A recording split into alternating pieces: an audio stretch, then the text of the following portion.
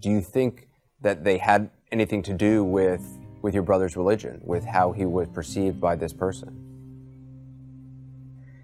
Having heard secondhand from what a very close friend of Yusor's had said, that basically he had said, because of the way you look and not comfortable with the way you look, and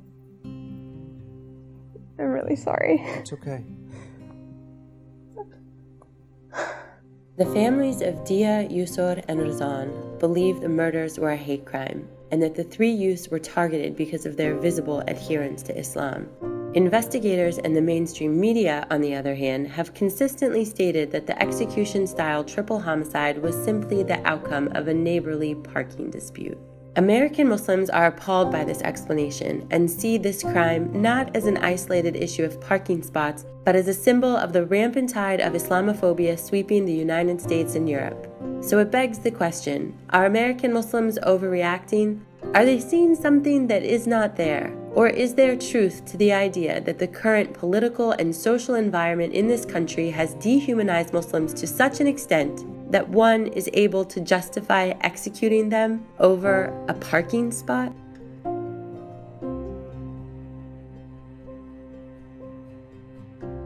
Since 9/11, there have been approximately 100 to 150 hate crimes targeting Muslims in America each year, up from 20 to 30 anti-Muslim hate crimes in the years prior to 9/11. That's 5 times as many. The last few years have seen a steady increase in the number of Americans who are very concerned about the possibility of rising Islamic extremism within the United States. Only 27% of Americans have a favorable attitude toward Muslims, down from 35% in 2010, while 45% hold an unfavorable view of Muslims.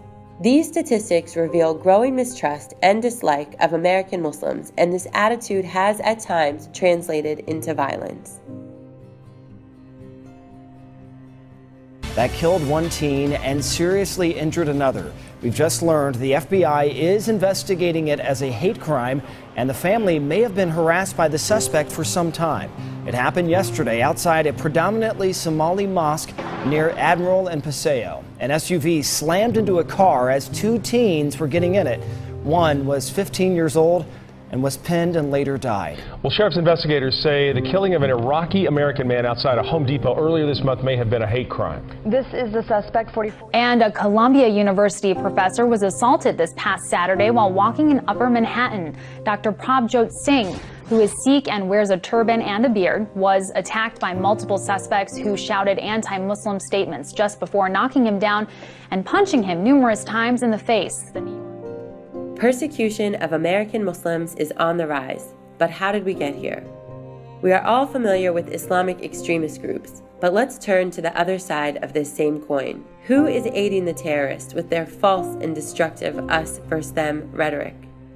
Take a look at this insightful article from Vox titled, "It's Not Just Fox News, Islamophobia on Cable News is Out of Control." The article explains how even left-leaning media outlets are contributing to the degradation and religious persecution of Muslims in the public sphere.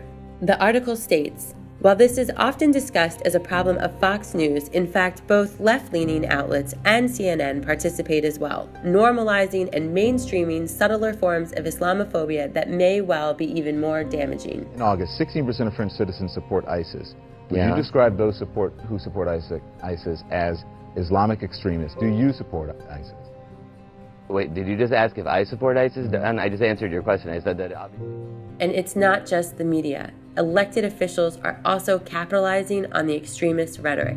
There are neighborhoods where women do not feel comfortable walking without veils. And you're right, no, we don't see that in America. We wouldn't tolerate that in America. But in America, if we continue to allow folks to come in without insisting on assimilation, on integration, this is what lies in our future. The whole truth is, and we shouldn't let political correctness stand in the way of this truth, the whole truth is that there is a minority of Muslims who condone killing of Christians, but unfortunately, that minority numbers in the tens of millions. In addition, between 2008 and 2011, over $190 million was given to an Islamophobic network of 37 groups for the purposes of spreading fear of Islam among Americans. And with the Oscars a few days away, the box office record-breaking American Sniper is a favorite to win. despite the blatant portrayal of all Muslims in the film as savages.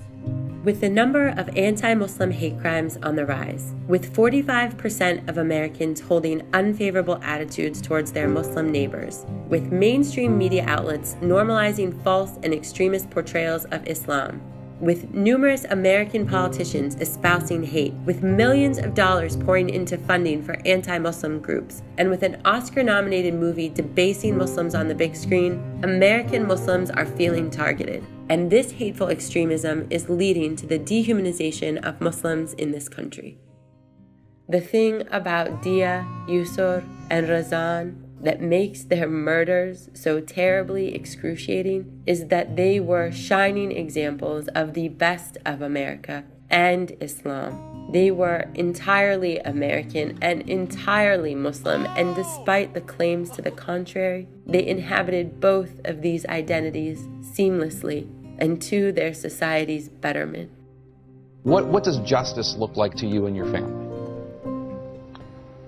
Justice means making sure that this never happens again, making sure that Muslims are respected, are protected, are cared for, and are not left to live in fear.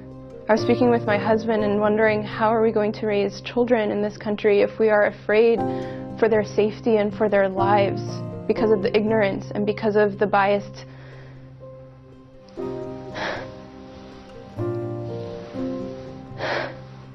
We want to make sure that what comes out of this is awareness, is a spread of love,